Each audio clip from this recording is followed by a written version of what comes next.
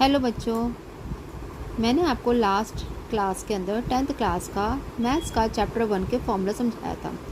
अब मैं आपको क्लास 10th के ही लाइट चैप्टर का 2 क्वेश्चन समझा रही हूँ।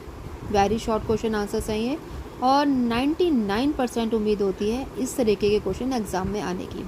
तो चलिए चलते हैं।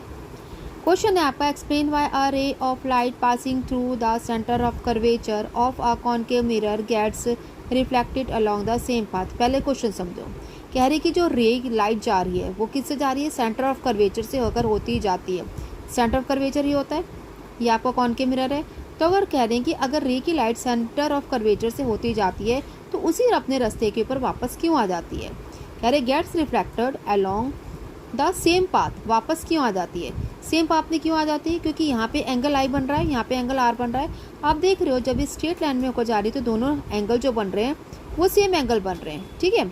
अब सेम एंगल बनने का क्या मतलब है कि यहाँ पर सेम एंगल बन रहे हैं तो एंगल की वैल्यू कितनी होगी? 0 डिग्री होगी। The ray passing through the centre of curvature incident to the mirror along its a normal that is I is equal to R, यानी कि 0।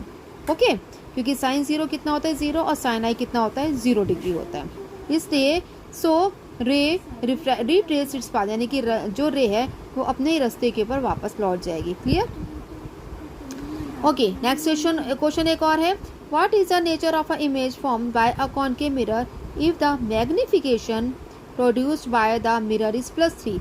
अब मैं कह रही मैग्निफिकेशन अगर +3 है तो इसमें इमेज का नेचर कैसा होगा? ध्यान रखने की बात है ये तो कि plus positive sign of the magnification indicates that image is virtual, erect and large. बस आपने ये आंसर देना है कि अगर पॉजिटिव आ रहा है एम की वैल्यू, एम इज मैग्निफिकेशन, तो आपकी इमेज होगी वो वर्चुअल होगी, इरेक्ट होगी और एनलार्ज होगी।